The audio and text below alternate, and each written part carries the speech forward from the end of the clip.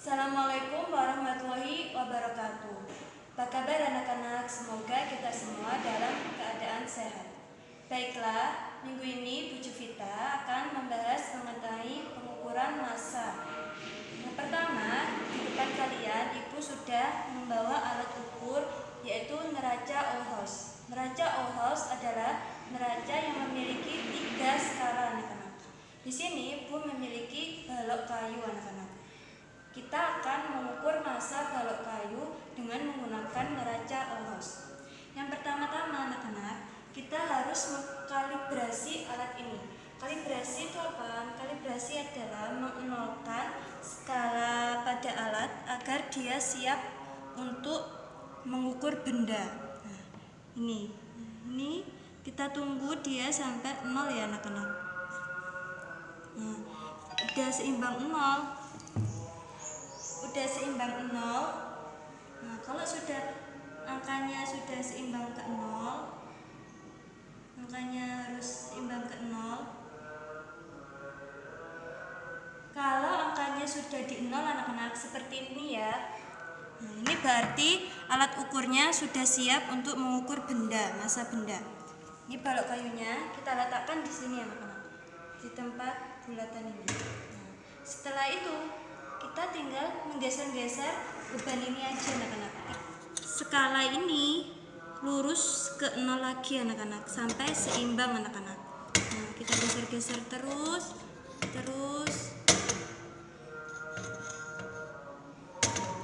Nah, ini belum seimbang ya, anak-anak.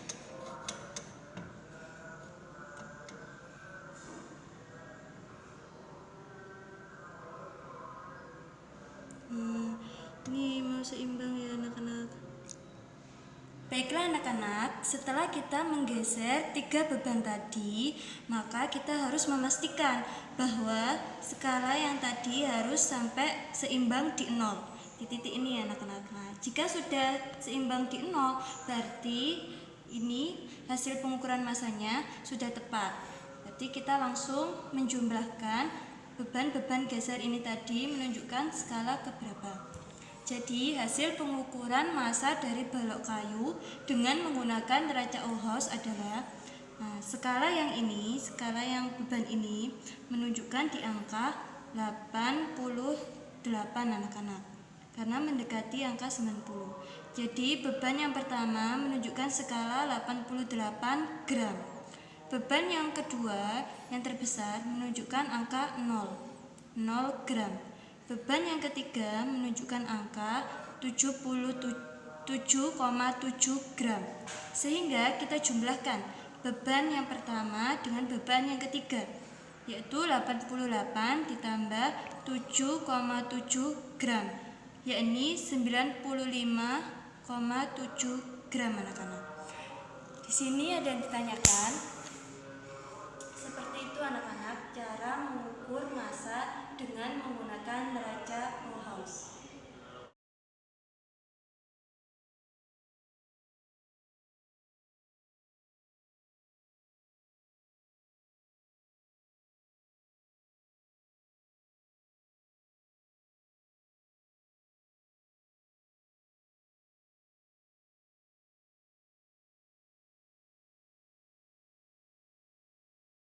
Contoh soal dilingkari hasil dari benda yang diukur. Nah, ini udah ada ya. 100, skala yang pertama 100, skala yang kedua 20, skala yang ketiga 5. Satuannya yakni gram.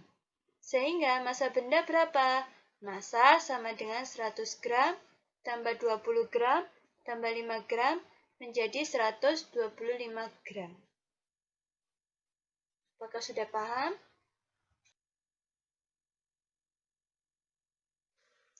Baiklah, di sini adalah gambar dari stopwatch.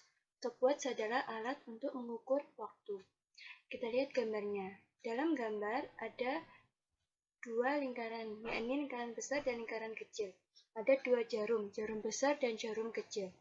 Jarum besar yang berwarna merah menunjukkan satuan detik. Sedangkan jarum yang kecil berwarna merah muda menunjukkan satuan menit. Jadi untuk menghitung waktu tinggal kita jumlahkan kedua skala pada jarum besar dan jarum kecil. Sebelumnya kita konversi ke dalam bentuk detik. Apakah ada yang tanyakan? Besaran turunan. Besaran turunan adalah besaran yang satuannya diturunkan dari besaran-besaran pokok. Apa saja besaran turunan itu? Banyak sekali ya. Contohnya yakni luas, volume, konsentrasi larutan, laju pertumbuhan, kecepatan. Bisa kita lihat satuan dari luas yakni meter kuadrat, satuan dari volume yakni meter kubik atau meter pangkat 3. Jadi luas adalah satuan yang diturunkan dari besaran panjang.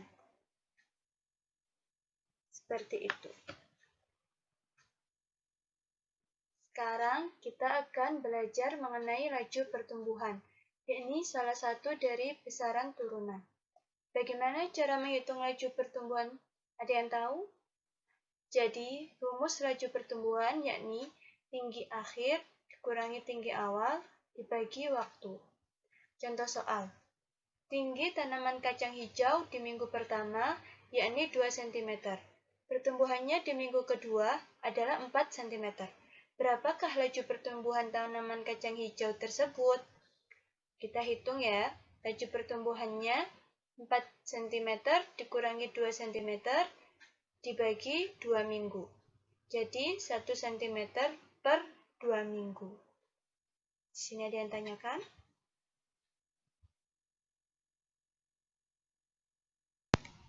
Volume benda. Benda terbagi menjadi dua anak-anak, yakni benda teratur dan benda tak teratur. Sekarang Ibu akan menjelaskan mengenai volume benda teratur. Benda yang teratur adalah benda yang bentuknya beraturan. Contohnya yakni kubus, balok, tabung, dan lain sebagainya. Cara mengukur volume benda teratur yakni dengan mengukur panjang sisinya, lalu dimasukkan ke dalam rumus volume. Contohnya, benda berbentuk kubus, setelah kita mengukur panjang sisinya yakni 2 cm. Maka volumenya berapa? Volume kubus sama dengan sisi kali sisi kali sisi. 2 cm kali 2 cm kali 2 cm. Sehingga volumenya 6 cm pangkat 3 atau 6 cm kubik.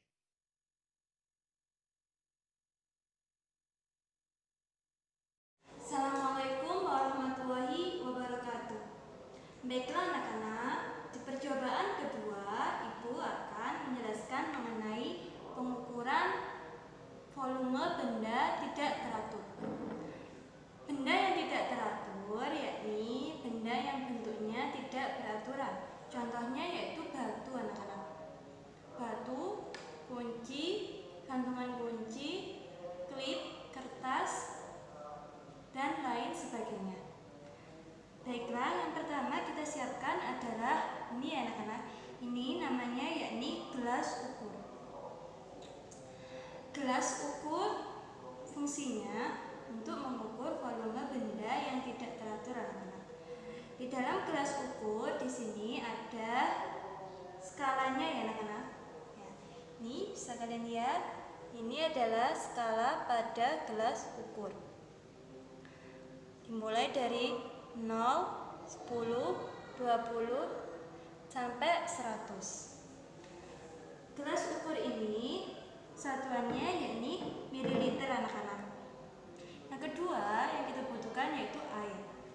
Di sini Ibu memberikan air pada gelas ukur dengan skala 40 ml. Ini anak-anak, Ibu sudah memberikan air pada gelas ukur dengan skala 40 ml.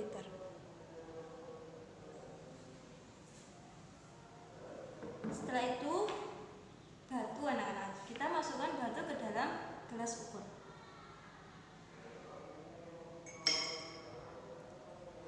Setelah batu dimasukkan, pasti terdapat perubahan volume anak-anak.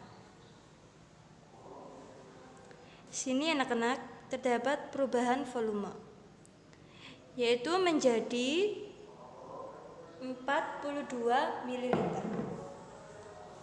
Setelah diberikan batu, volumenya menunjukkan ke skala 42 ml. Sehingga volume batu yakni volume akhir air dikurangi volume awal air. 42 ml dikurangi 40 ml anak-anak. Yakni berarti volume batunya tadi yaitu 2 ml. Dari sini ada yang ditanyakan. Sekian pembelajaran pada minggu ini. Apabila ada kesulitan, bisa langsung menanyakan melalui nomor WA Ibu. Baiklah, Ibu akhiri. Assalamualaikum warahmatullahi wabarakatuh.